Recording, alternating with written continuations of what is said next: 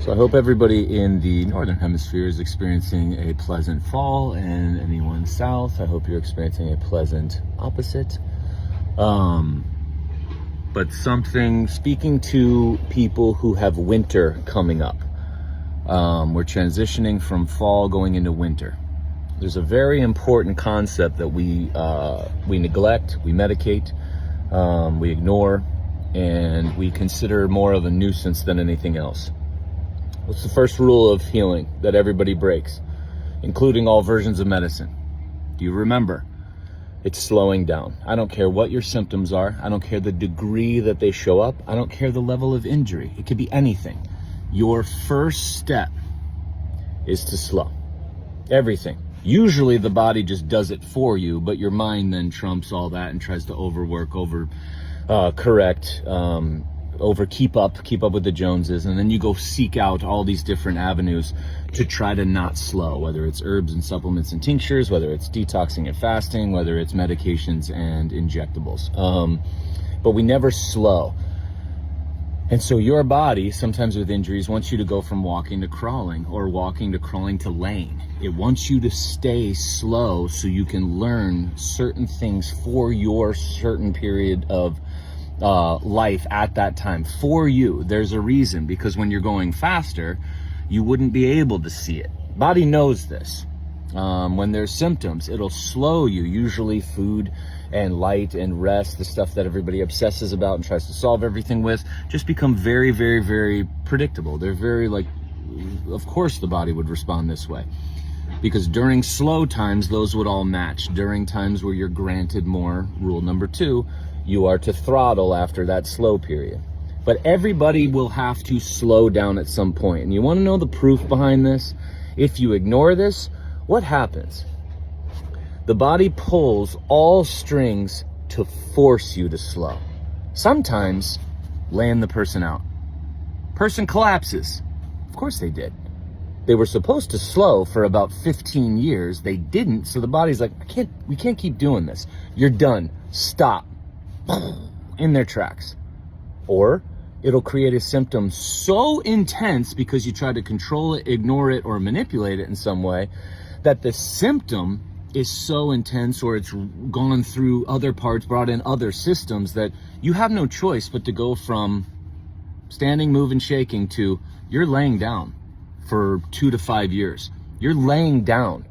You're going so slow because you lost your option of choice. And that's going to be very frustrating, but it's very natural and very perfect and very, very healthy. Think about injuries. We ignore injuries, right? Or we medicate them or treat them or therapy them or occupational physical therapy, whatever the whole thing is, right?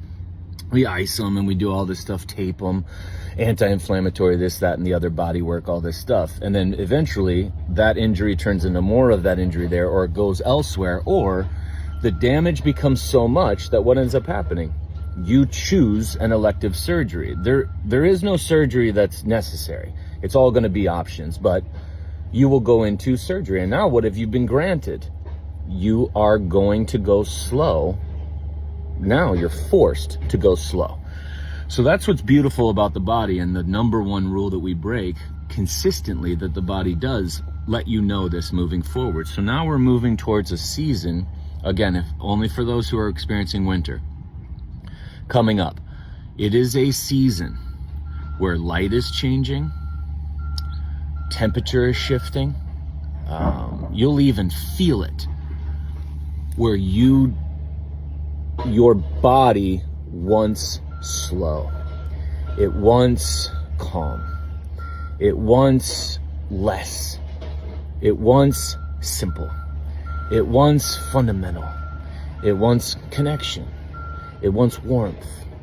It wants safety. It wants dark. It wants protect. It wants collective. It literally craves. I mean, just picture. That's why there's an account I follow. It's like a children's book or whatever. Every time they show winterscapes and it shows those little like animal drawings or watercolors or whatever, and it's like the little bunnies in the tree during a winter and there's snow's falling outside, and what is everybody doing? They're sitting by a fire, they're reading, they're snacking, they're sipping on tea or some sort of treat, and everyone's just together, like playing games, just being so slow. and deliberate. It's like voluntary deliberation during this season. But how do we counter that to keep up with the world? We have 2 fucking holidays, for one, that everybody's gonna throttle and ramp up and schedule and travel and do all this stuff. Okay. We have breaks. And usually during those breaks of our time period, we end up consuming. Like, we consume so much of all this that doesn't match how we were living before. So it's not even a way of life we did at any other time. And so it's almost like you're putting on a character, you're putting on a mask, you're acting out of who you really are because it's wintertime. Like, man, that sucks.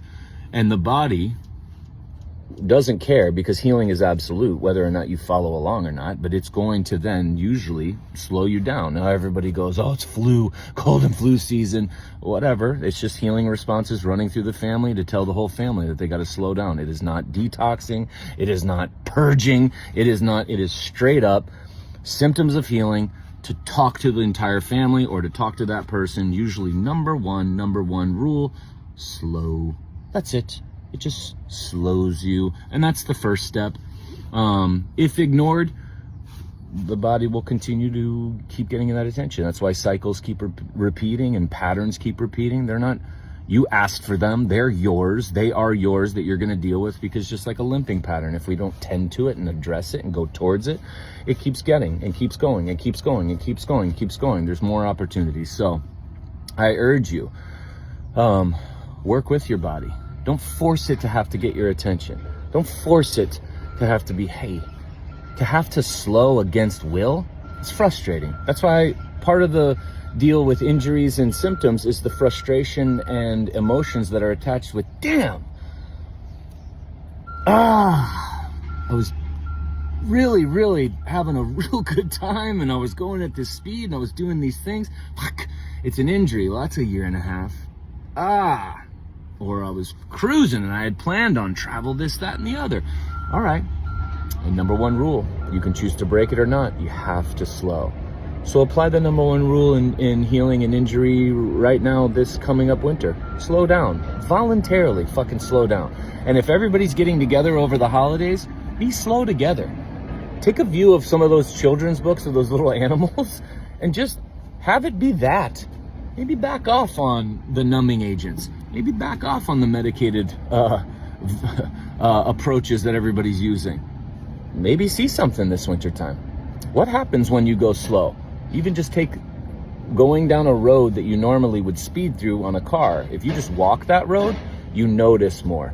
And if you then walk that road and crawled that road, I don't know if anybody would do that, but you'd see a whole lot more. So there are things that you acquire and what you are able to observe when you slow. So voluntarily slow this winter season. I do.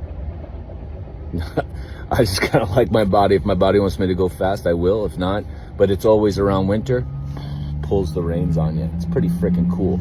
It's not an inconvenience. It's an absolute. How you choose to use it is completely up to you. Boom.